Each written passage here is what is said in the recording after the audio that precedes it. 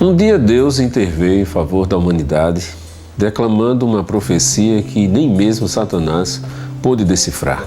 Com ela, Deus anunciou a existência de dois grupos distintos de seres humanos, seus aliados e seus inimigos. De que lado nós estamos?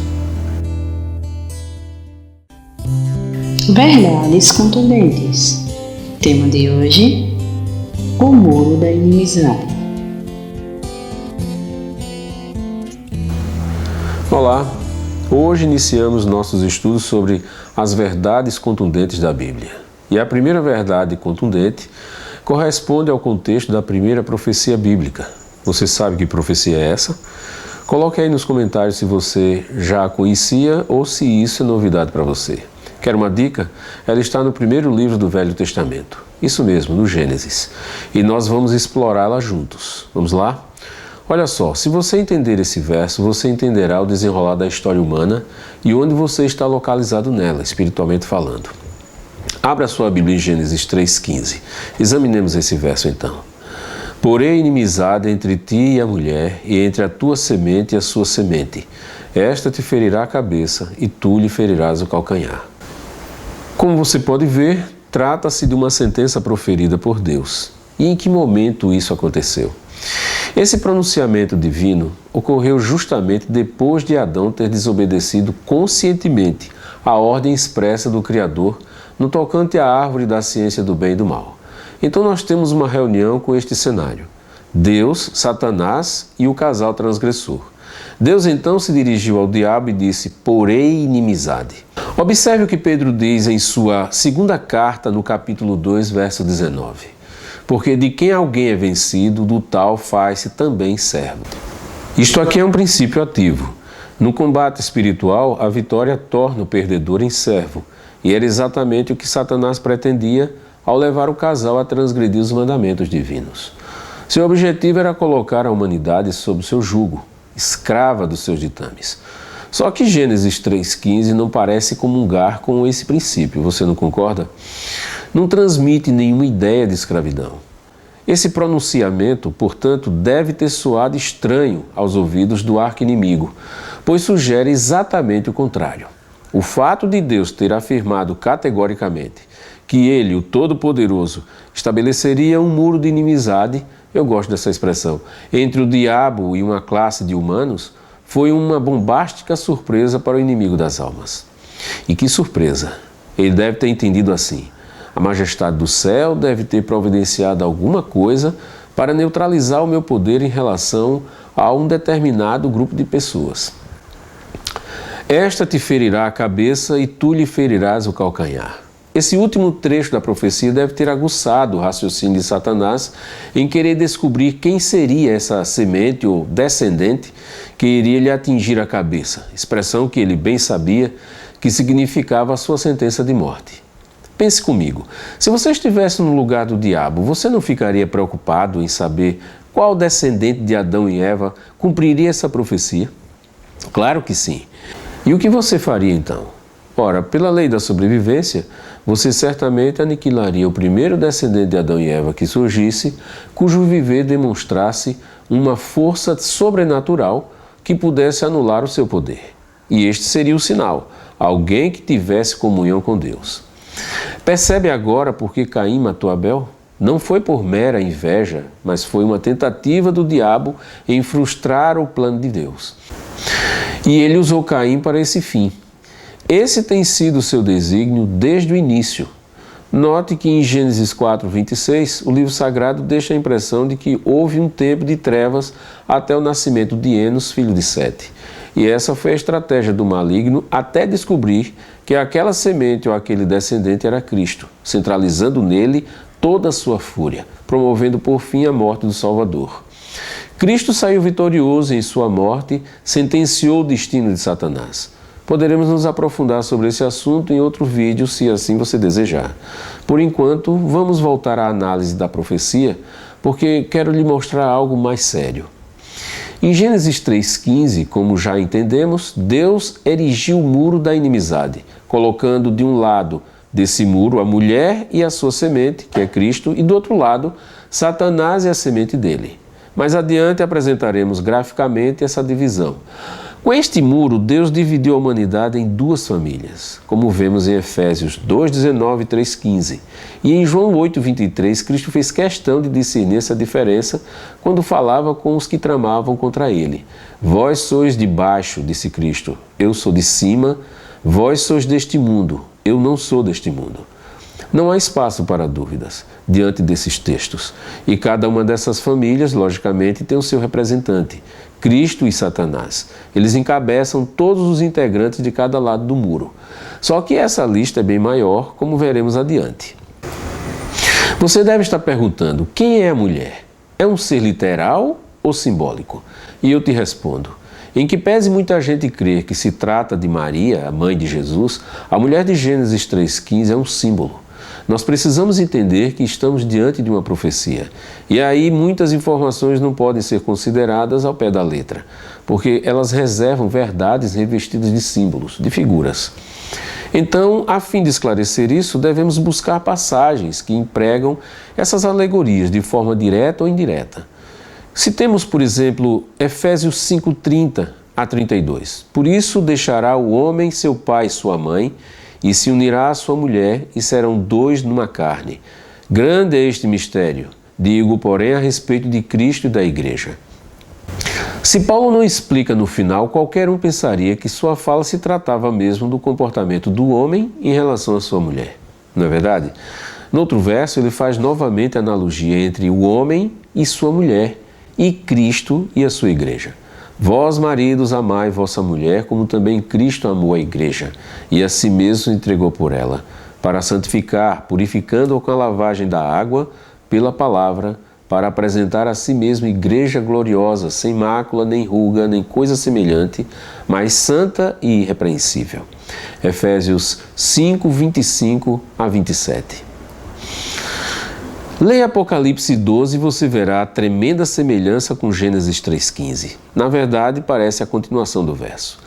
Logo, mulher em profecia, como em Gênesis 3:15, significa igreja ou sistema religioso. E só para constar, o sistema religioso que serviu de berço para Cristo constituía a tribo de Judá. Mais adiante, ele mesmo se declarou a pedra principal de sua igreja. Disse ele, pois também eu te digo que tu és Pedro, e sob esta pedra, não essa, edificarei a minha igreja, e as portas do inferno não prevalecerão contra ela. Mateus 16:18. E quem compõe a igreja? Paulo responde, porque nunca ninguém aborreceu a sua própria carne, antes a alimenta e sustenta, como também o Senhor a igreja, porque somos membros do seu corpo.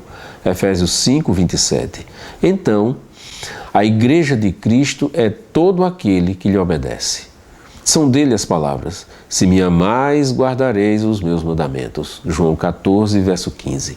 Note a congruência entre esses versos bíblicos, Jeremias 11:4 e João 8:32. Quanto à semente e o descendente do diabo, em 3 versos as escrituras sagradas os identificam. Vejamos. Romanos 2, versos 6 a 9.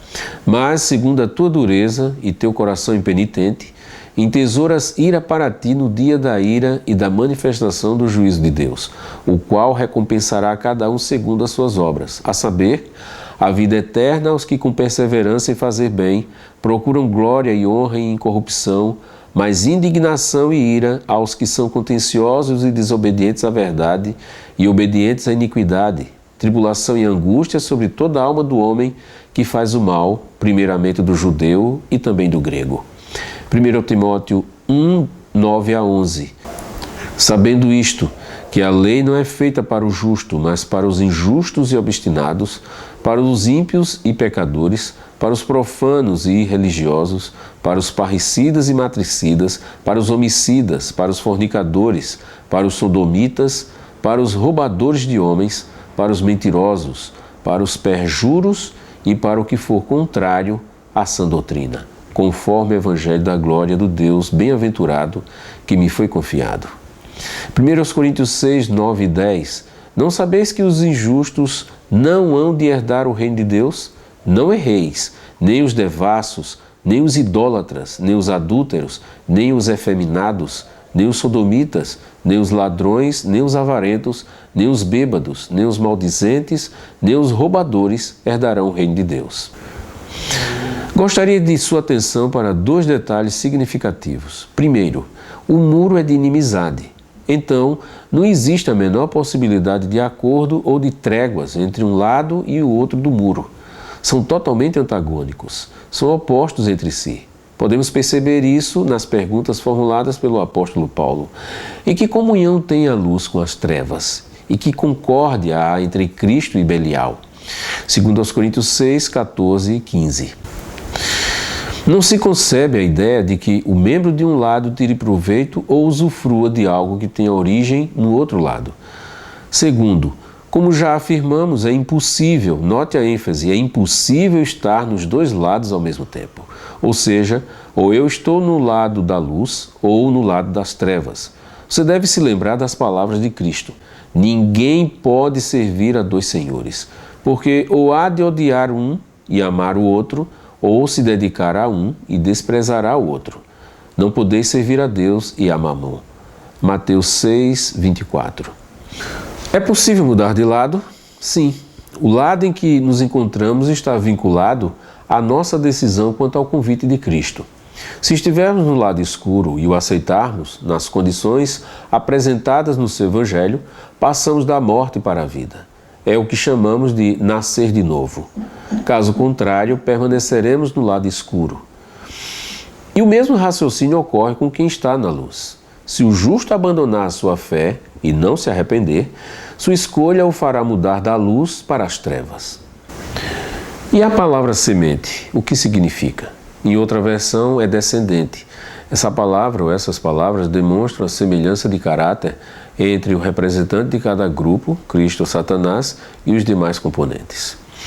Aí está uma ilustração do que vimos até agora, com a extensão do muro da inimizade e a sua natureza espiritual. Então nós temos de um lado Cristo e a sua igreja, representada pelo justo, e do outro lado temos Satanás e aquele que resiste ao Evangelho, também chamado de injusto. Não existe a mínima possibilidade de se estar em cima do muro ou nos 2 lados simultaneamente, como já foi dito. Impossível. Um lado representa a luz, o outro as trevas. Os que estão no lado de Cristo são espirituais porque nasceram de novo. Do outro lado estão os carnais, já que não experimentaram o novo nascimento ou, depois de terem nascido de novo, decidiram voltar à velha vida de pecados. Um lado representa a morte, o outro lado a vida e vida eterna. Gênesis 3,15 nunca foi examinado como deveria porque o arqui-inimigo sabe que se trata de uma profecia que escancará o panorama não só da guerra cósmica na qual estamos inseridos, por sermos o alvo principal, como também nos esclarece a nossa condição espiritual, pois nos declara de que lado estamos do muro. E isso, é claro, nos mobiliza a buscarmos a Deus a fim de alcançarmos sua misericórdia e salvação em Cristo, caso não estejamos no lado da luz. E o príncipe das trevas não deseja isso. Estarmos ignorantes quanto a essas verdades dá-lhe grande vantagem sobre nós. Em suma do que vimos neste estudo, posso afirmar sem medo de errar, e guarde bem isto: Gênesis 3,15 é o DNA do Evangelho. Qualquer pregação que não se amoldar a essa profecia não tem aprovação divina.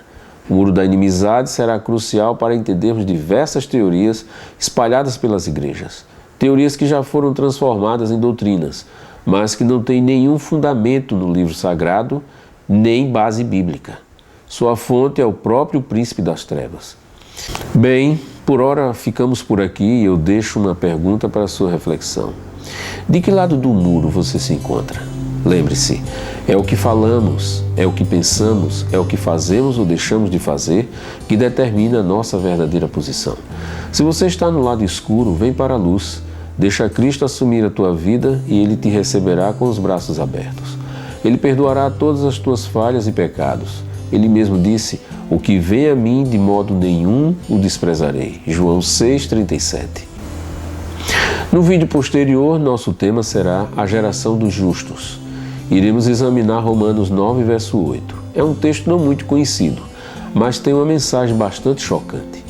Estaria esse verso confirmando o muro da inimizade, separando a humanidade em 2 famílias, ou se contrapondo a ele? Leia Romanos 9, verso 8. Assim você estará familiarizado com o texto temático e melhor entenderá a exposição.